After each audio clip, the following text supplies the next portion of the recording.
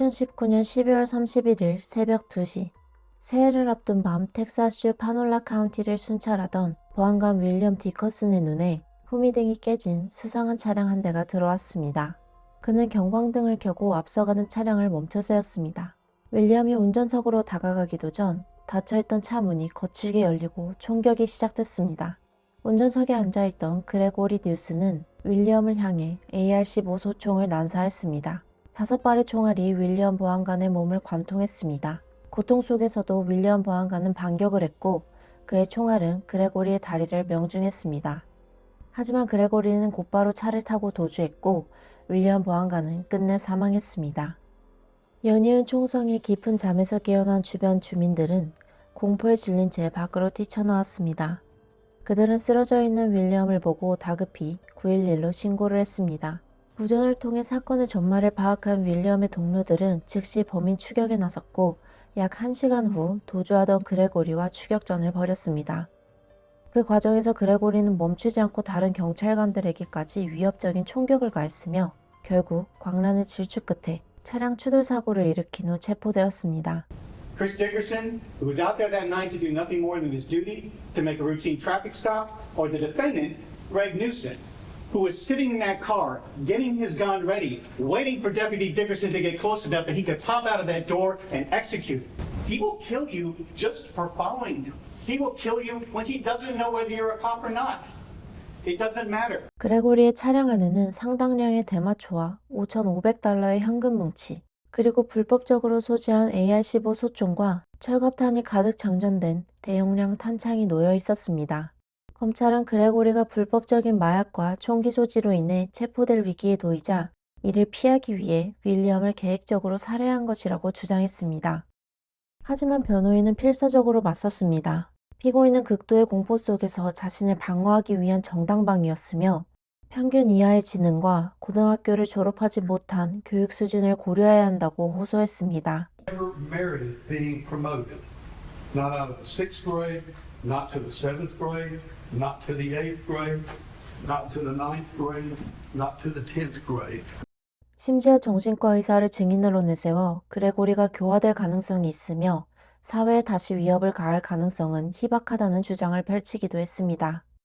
So this person who 30 minutes after killing a deputy on a traffic stop is already shooting at someone else who for all he knew was just a random citizen, and yet you don't think he's a danger in the future, right?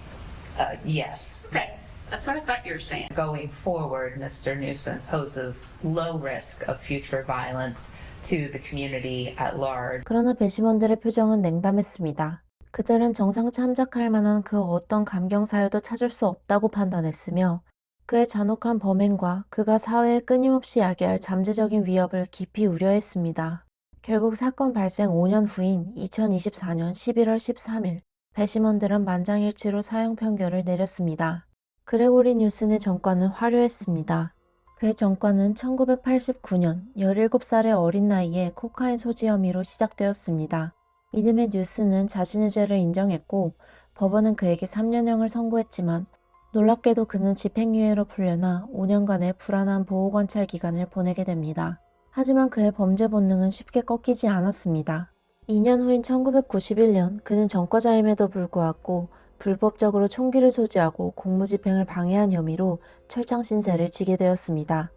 이번에도 3년형이 선고되었지만 단 3개월 만에 석방되는 기이한 상황이 벌어졌습니다.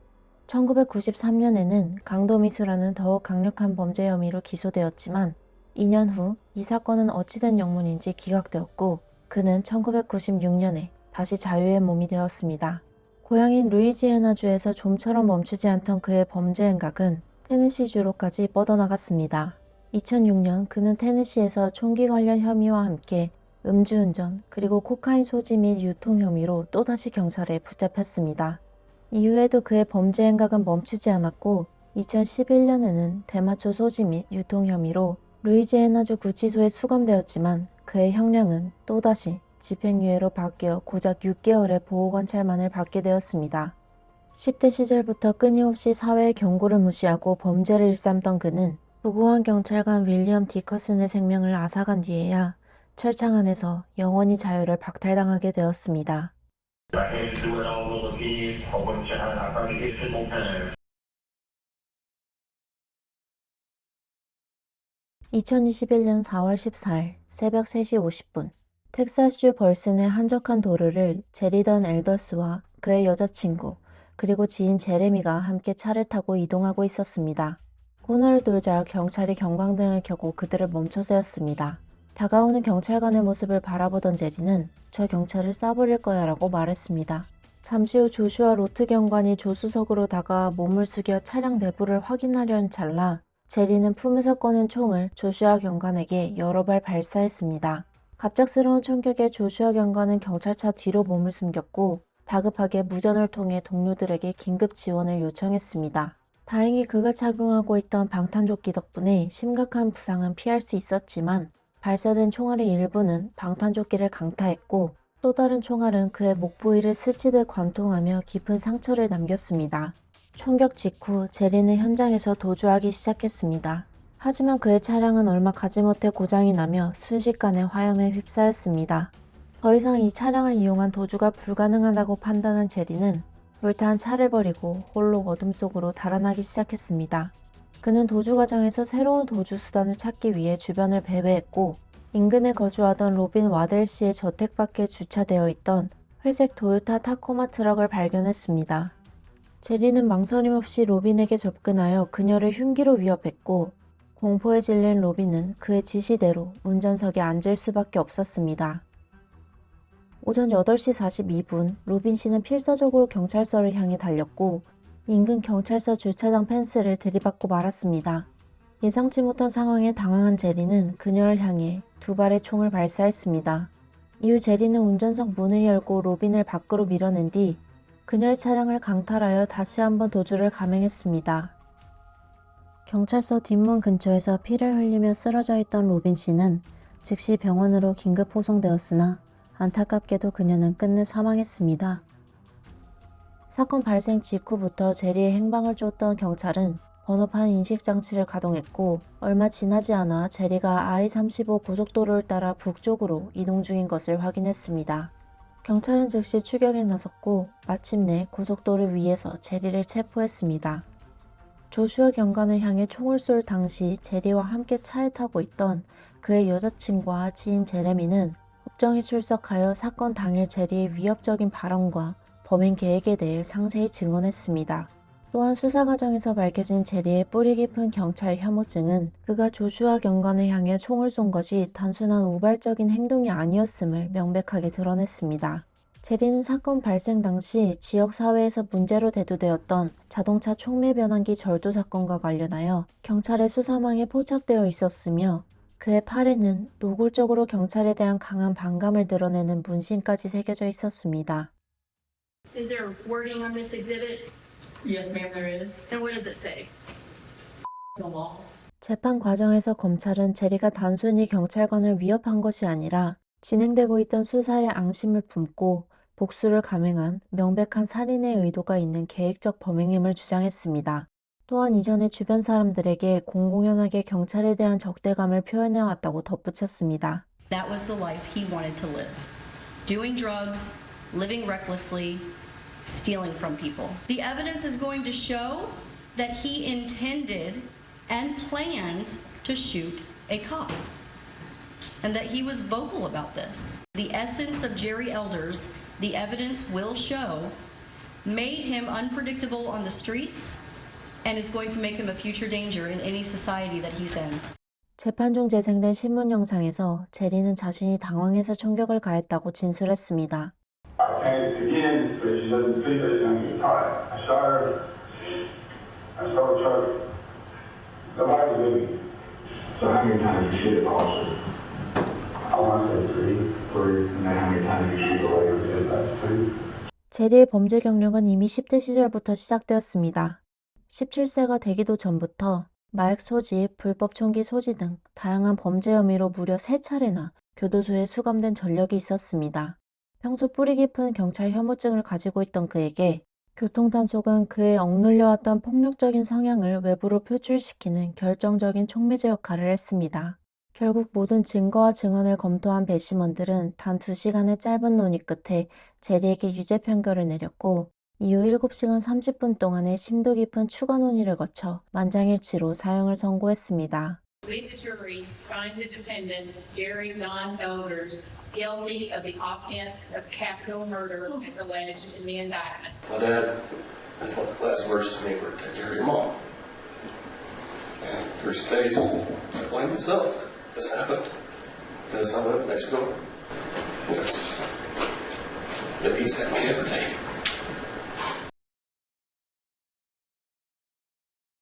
2019년 4월 6일 텍사스주 맥켈런 24살의 빅터 고디네즈는 정제소에 새로운 직장을 얻은 기쁨에 들떠 친구들과 축하 파티를 열고 맥주를 거하게 마셨습니다. 만취한 빅터를 친구들은 만류했지만 그는 끝내 자신의 차에 몸을 실었습니다. 얼마 지나지 않아 빅터는 다른 차량을 들이받는 사고를 일으켰고 현장에서 아무런 조치 없이 도주했습니다. 뺑소니 신고를 받고 현장에 출동한 경찰관 모이스 산체스는 파손된 2대의 차량을 확인했습니다. 빅터가 운전했던 하얀색 트럭에서 강한 알코올 냄새가 풍기고 있었습니다. 주변을 살피던 모이스 경관은 도주하던 빅터를 맞닥뜨렸고 그가 쏜 총에 머리를 정통으로 맞고 그 자리에서 쓰러졌습니다. 이후 빅터를 체포하기 위한 긴박한 추격전이 벌어졌고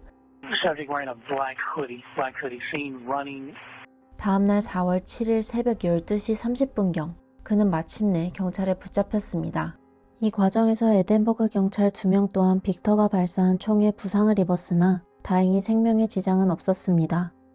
머리에 치명적인 총창을 입은 모이스 산체스 경관은 즉시 병원으로 옮겨져 두개골 일부를 제거하고 금속판으로 대체하는 대수술을 받았습니다. 그러나 안타깝게도 그는 사고 발생 4개월 후 추가 수술 도중 저산소증과 혈액 부족으로 끝내 숨을 거두었습니다. 3건의 살인미수 혐의로 시작된 빅터 고디네즈의 혐의는 모이스 산체스 경관의 사망으로 인해 1건의 가중살인과 2건의 살인미수죄로 변경되었습니다. 사건 당시 빅터의 혈중 알코올 농도는 0.14%로 만취에 가까운 상태에 해당하며 재판 과정에서 그의 행위에 대한 책임을 가중하는 요인으로 작용했습니다. 빅터의 변호인은 경찰의 사망이 총격에 의한 것이 아닌 수술 도중 발생한 사고로 빅터의 범행이 직접적 사망 원인이 될 수 없다며 가중살인죄에 대한 무죄를 주장했습니다. 이에 반박하여 주 검사 측은 수술이 애초에 총격으로 인해 필요했으므로 인과관계가 성립한다고 주장했습니다. 재판의 증인으로 출석한 빅터의 전 계부는 빅터가 어린 시절부터 음주 문제를 겪었으며 술에 취하면 난폭한 행동을 보이는 심각한 문제가 있었다고 밝혔습니다. 이러한 문제로 인해 빅터는 과거 음주 문제 교정을 위한 훈련 캠프에 참여한 적도 있었다고 덧붙였습니다. 맥켈런과 에덴버그 두 도시의 경계를 넘나들며 발생한 이 사건에 대한 재판은 오랜 심리 끝에 2024년 1월 31일 최종 선고가 내려졌습니다. 법원은 빅터 고디네즈에게 가중살인죄에 대해 사형을 그리고 2건의 살인미수죄에 대해서는 각각 무기징역을 선고했습니다. 이 사건을 접한 대중들 사이에서 음주 뺑소니로 일반인이 사망했을 때는 보호관찰령을 내리고 경찰이 사망하자 사형 선고를 내린다며 한때 논란이 일기도 했습니다.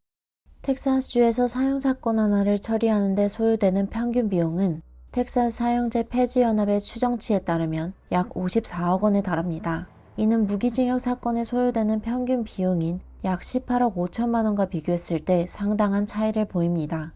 이러한 막대한 비용은 텍사스주의 254개의 카운티 중 인구가 적거나 재정 상황이 열악한 지역에서는 사형을 구형하는 것조차 어렵게 만드는 요인으로 작용합니다. 높은 사형 집행 비용은 정의 구현이라는 이상과 현실적인 재정 부담 사이에서 텍사스주 사법부가 직면한 복잡한 딜레마를 여실히 보여주는 단적인 예시입니다. 2021년 9월 23일 새벽 2시 30분 플로리다주 나수아 카운티 소속 경찰관 조슈아 모이어스는 도난 차량 번호판을 부착한 빨간색 밴을 발견하고 정지시켰습니다. 운전자는 패트릭 파울러라는 가명을 사용했으나 조슈아 경찰관의 조회 결과 해당 정보는 존재하지 않아 신분증 제시를 요구했습니다. Do you have any kind of paperwork on the car at all? The tag's not coming back to this car or anything. It's not coming back at all. And you ain't got no paperwork on it, so. 차량 운전자의 실제 이름은 패트릭 맥도웰이었으며 조수석에는 그의 지인인 노엘 게일이 동승하고 있었습니다. Is there any way I can get you to hop out so I can check the VIN right here? Yeah. All right. You got any guns or anything crazy in the car, man? 조사 결과 두 사람 모두 메스암페타민을 투약한 상태였던 것으로 확인되었습니다. 모이어스 경관이 차량 밖으로 나올 것을 지시하고 총기 여부를 물으며 차 문을 열려는 순간 패트릭은 손을 뻗어 소지하고 있던 총기를 조슈아 경관의 얼굴에 발포했습니다. 패트릭은 범행 직후 차량을 인근 숲속에 은닉하고 도주했으며 동승자 게일은 즉시 911에 신고했습니다. Hey, I need you to calm down. My friend was in the car with him and he started shooting, but he still got pulled over and he got caught. He told me to run and I told him, well, first I told him let me out the car and he wouldn't let me out the car. And then finally he hid the car between some trees and told me to run. 대규모 경찰 인력이 숲에 투입되어 수색 작전이 개시되었고 다음 날인 24일 오전 6시 50분 K9 경찰견과 함께 수색 중이던 경찰관들이 패트릭을 근접 거리에서 마주쳤습니다. I'm letting him search.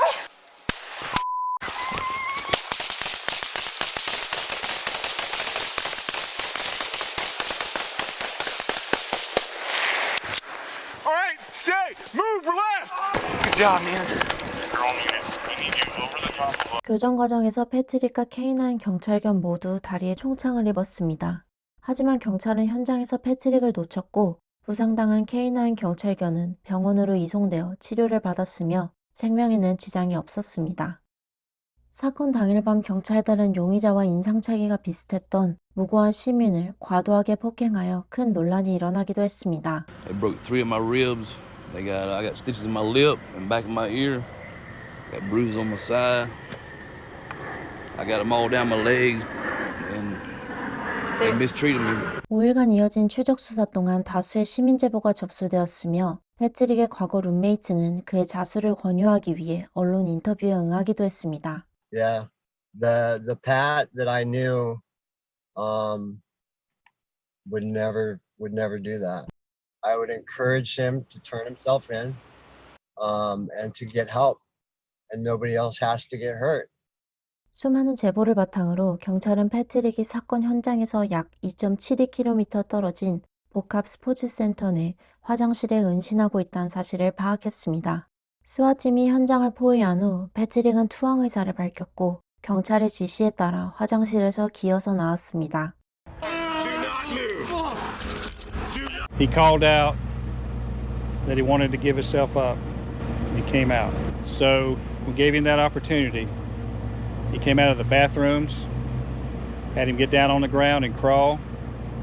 He crawled like a baby, like the coward he is. I wish he would have gave us an opportunity to shoot him, but he didn't. He crawled out like a coward, and he's in custody, and he's going to pay for what he did to Deputy Moyers. 수사 결과 패트릭 맥도웰은 이라크 파병 당시 전투 경험이 있는 전직 해군 참전 용사였습니다. 귀국 후 그는 환각, 환청과 함께 폭력적인 성향을 보였으며 외상 후 스트레스 장애 자가치료 목적으로 약물 남용을 시작한 것으로 드러났습니다. 그의 아내는 이러한 상황으로 인해 이혼을 요구했으며 패트릭은 한때 퇴역 군인 재활시설에 입소했으나 무단으로 퇴소한 이력이 있었습니다. 과거 절도와 마약 투약으로 체포된 그는 법원 명령에 따라 해당 시설로 재입소했으나 프로그램에 제대로 참여하지 않아 다시 거리로 나오게 되었습니다. 그는 마약 중독과 절도 행각을 반복했으며 사건 당시에도 도난 차량, 불법 총기, 마약류를 소지하고 있었고 체포될 것에 대한 두려움이 범행 동기였다고 진술했습니다. 총격 직후 패트릭은 동승자 게일에게 그 아니면 나였다며 다시는 감옥에 돌아가지 않을 것이라고 언급했습니다. 그는 당시 마약류 소지 관련 보호관찰 위반으로 체포영장이 발부된 상태였으며 자신을 체포하려는 모든 경찰관을 살해할 의도를 가지고 교통검문에 응한 후 어둡고 외딴 지역으로 조슈아 경관을 유인하여 차량을 정지시켰다고 자백했습니다. On September 23rd, you didn't want to interact with the police that night. No, I absolutely did not. You were high. I was high. I was afraid. I knew I had warrants. I had a stolen car with stolen guns in it, drugs. And at the point in time when Deputy Moyers asked you to step out of the vehicle, you knew in your mind at that point in time you were going to jail. Yes, sir. Deputy Moyers looked up at the railroad crossing and you swiveled and grabbed that gun. As I was trying to talk my way out of it, I started to hear a train coming in. As I said, I was willing to do whatever I needed to do to get away. So when he asked me to step out, I turned my body to reach for the seatbelt. I took the gun out and I shot him. And then as he fell, I fired 2 more rounds to make sure that he wouldn't be able to come after me. Then I took off and I just left him there in the street, assuming he was dead. 패트릭 맥도웰은 2023년 3월 10일 가중 1급 살인죄, 경찰견 상해, 그리고 8건의 가중폭행 혐의에 대해 유죄를 인정했습니다. 유죄 인정 후 재판은 패트릭에게 가석방 없는 무기징역 또는 사형 중 어떤 형량을 선고할지에 초점을 맞추어 진행되었습니다. 패트릭의 변호인은 그의 군복무 중 겪은 외상 후 스트레스 장애로 인한 정신질환과 그로 인한 약물 중독을 강조하며 무기징역을 주장했습니다. 이라크 파병 당시 함께 복무했던 다수의 전우들이 법정에 출석하여 증언도 했으며 이들 중 일부는 패트릭과 유사한 후유증을 겪고 있다고 밝혔습니다. 또한 패트릭은 최후 진술을 하지 말라는 변호인의 조언이 있었지만 스스로 죄를 받아 마땅하다고 말하며 피해자와 유가족들에게 사죄했습니다. You understand that you don't have to make this statement. I believe that. All right. Last chance. Once you do this, you can't unring that bell. You understand that? All right. Mr. McDowell, will you please come forward? First, I want to say to Deputy Moyers, loved ones, and fellow officers, I'm sorry for what I've taken from you. I wish more than anything I could bring him back, and if my death could have done it, I would have made that trade years ago. We wouldn't be here today. Let me be clear. This is not a plea for my life or for my death. This is a plea for justice for Deputy Moyers and his family. Make no mistake, I am sorry and I hate myself for what I did, but that's simply not enough to outweigh the aggravators by any imaginable standard. The Moyers family deserves justice. I can't take away the pain I've caused, but I can pay for it, so make me pay for it.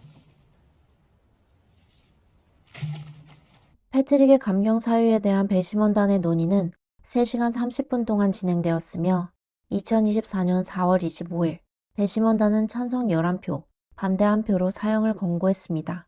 이에 따라 같은 해 7월 17일 법원은 패트릭 맥도웰에게 공식적으로 사형을 선고했습니다. Having pled guilty to all 10 charges in the indictment, Patrick McDowell is hereby adjudicated guilty of the charge in count 1 of first-degree premeditated murder for the death of Deputy Joshua Moyers, adjudicated guilty of the charge in count 2 of injuring a police dog, and adjudicated guilty of the charges in the remaining 8 counts of aggravated assault on a law enforcement officer.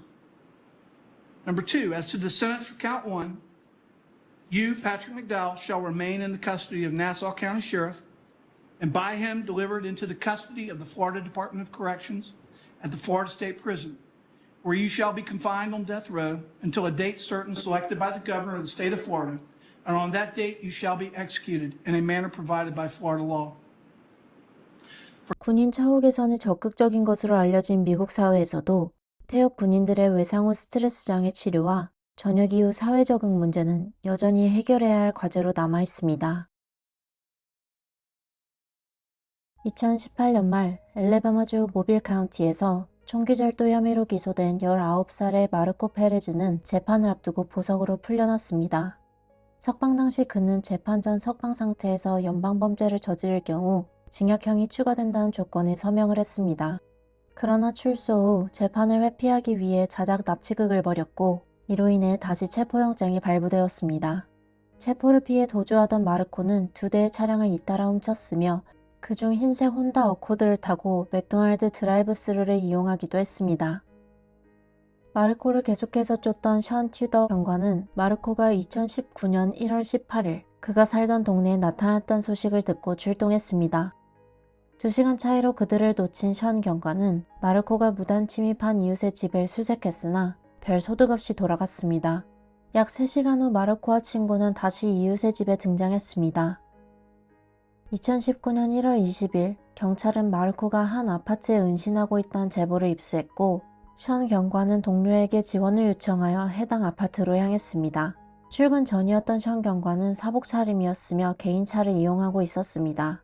자신을 데리러 온 친척으로 착각하고 다가오던 마르코는 션 경관이 차에서 내려 총을 겨누자 당황하여 뒷걸음쳤고 션 경관은 마르코를 제압하려 시도했습니다. 그 순간 마르코는 훔친 총을 주머니에서 꺼내어 션 경관에게 3발의 총탄을 발사했습니다. 첫 번째 총알은 션 경관의 오른손을 관통한 후 그의 몸으로 다시 들어가 가슴에 치명적인 상처를 입혔습니다. 두 번째 총알은 션의 귀 뒤쪽을 뚫고 지나갔으며 세 번째 총알은 그의 등을 관통하여 폐, 척추, 그리고 주요 동맥을 심각하게 손상시켰습니다. 이 총알은 다시 몸 안으로 들어가 그의 왼팔에 박혔습니다. 이러한 치명상을 입은 션 경관은 그 자리에서 사망하였습니다. 마르코는 도주를 시도했지만 곧이어 도착한 지원 병력에 의해 즉시 체포되었습니다. 마르코 페레즈의 변호인은 션 경관이 근무 중이 아니었고 경찰 신분을 명확히 밝히지 않았기 때문에 마르코의 행위는 정당방위였다고 주장했습니다. 하지만 이에 주 검사 측은 션 경관이 마르코를 체포하러 떠난 순간부터 근무의 시작이라며 반박했습니다. 배심원단은 주 검사 측의 손을 들어주었고 마르코에게 유죄를 판결했습니다. 이어진 형량 결정 단계에서 변호인은 마르코가 당시 19살에 불과하여 뇌가 완전히 발달하지 않았고 곧 아이의 아버지가 된다는 점을 강조하며 사형만은 피해야 한다고 배심원단을 설득하려 했습니다. 이에 맞서 주 검사 측은 마르코가 학창시절 여러 차례 싸움으로 정학 처분을 받았으며 수감 중에도 다른 수감자들을 공격하고 흉기를 제작하여 이감을 기다리고 있다는 점을 지적하며 그의 불량한 행실을 부각했습니다. 또한 피해자 션 경관의 비극적인 죽음과 그로 인한 유가족의 깊은 슬픔을 강조하며 마르코에게 사형을 선고해야 한다고 강력하게 주장했습니다. 하루 동안 이어진 배심원단의 심리숙고 끝에 마르코에게 찬성 11표, 반대 1표로 사형 판결이 내려졌고 이에 따라 2024년 3월 18일 마르코에게 사형이 선고되었습니다. 선고 당시 25살이었던 마르코는 현재 엘레바마주에서 가장 어린 사형수로 기록되었습니다. 엘레바마주는 마지막까지 판사가 배심원의 무기징역 또는 사형 판결을 번복할 수 있는 사법적 무효화 제도를 유지했던 유일한 주였고 그 결과 엘레바마주는 1977년 이래로 인구당 가장 높은 사형 선고율이라는 기록을 오랫동안 유지해왔습니다. 2017년에 이 제도는 폐지된 가운데 전국적으로 사법적 무효화 제도가 사라지고 사형 선고 건수가 감소하는 추세 속에서도 엘레바마주의 높은 사형 선고율은 여전히 미국의 사법 시스템 내에서 논쟁적인 지점으로 남아있으며 엄벌주의적 성향과 함께 사형제도 존치에 대한 강력한 의지를 보여주고 있습니다.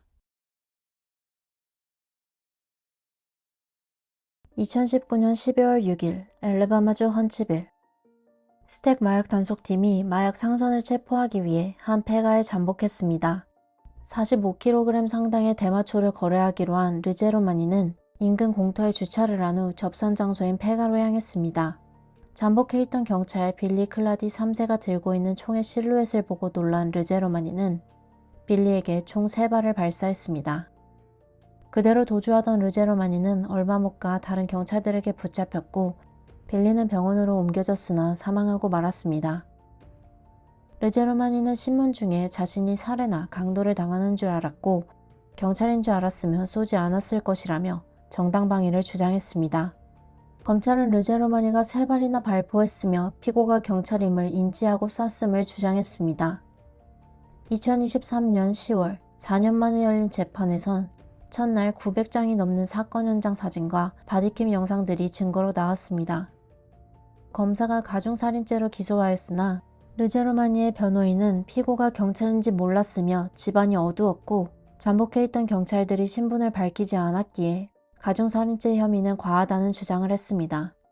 르제로마니는 증언대에 서서 정당방위를 주장했으나 동시에 피해자 가족들에게 미안하다고 사과하는 모습을 보이기도 했습니다. 하지만 그에게는 가중살인죄에 대한 유죄가 판결되었고 배심원단은 사형과 무기징역을 놓고 다시 협의에 들어갔습니다.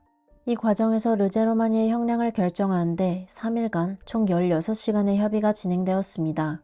배심원단은 사형 여부를 놓고 교착 상태에 놓여있다고 판사에게 의견을 전달했고 판사는 무편결 심리가 될 시 재판이 다시 한번 열려야 한다며 심사숙고할 것을 권장했습니다.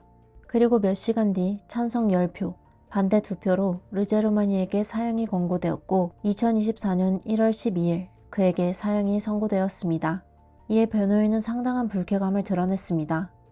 I'm just stunned that someone who for 2.5 days held out for a life sentence in the last 3-4 hours moved completely in the opposite direction to give them the 10 count that they needed. 피해자인 빌리 클라디 3세가 총에 맞은 장소에서 불과 5분 거리에 그의 아버지 빌리 클라디 주니어 경관이 과거 경찰 근무 중 교통사고로 목숨을 잃은 곳이 있었습니다.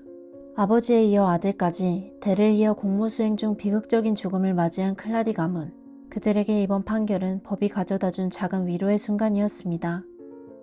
미국 법률 체계는 경찰을 살해하는 행위를 공공의 안전과 질서를 심각하게 훼손하는 중대한 범죄로 간주하며 많은 주에서 사형을 포함한 가장 엄중한 형벌로 다스리고 있습니다. 이는 단순한 개인에 대한 공격을 넘어 법 집행기관의 권위에 대한 도전이자 사회 시스템 자체에 대한 공격으로 해석되기 때문입니다.